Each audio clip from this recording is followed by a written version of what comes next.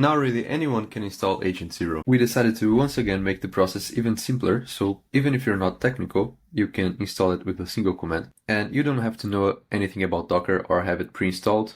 This script will take care of everything for you. So just go to agent-0.ai and you'll see in the first page there's already a command here for you to copy. So you just have to choose your platform. You have macOS/Linux or Windows or in Docker directly. I'm in macOS, so I'll just copy this version. And if you go to the terminal, you can just paste that and it will check if you have Docker. If it doesn't, it will download that for you and install it. Or if you're Windows, it will point you to the place where you can download it in the internet. Then you can run the command again. But then once it installs Docker for you, you'll be presented with this quick start option or manual. With the quick start option, it will pre-select the basic configuration. So you can just choose username and password for authentication, or you can just ignore that and press enter to install without authentication. And it will pull the Agent Zero image from Docker Hub, install it for you and start the container. So let's wait a little bit here. This might take a couple of minutes because it's a big image. Okay, then once it's pulled, it will start the instance and wait for it to be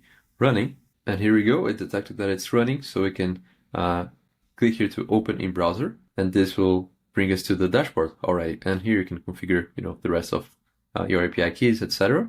But you can also manage your instance with the same script, right? So let me close this. And if you use the same script again later, you will be presented with this option to manage existing instances. We didn't see that before because it wasn't installed in this machine.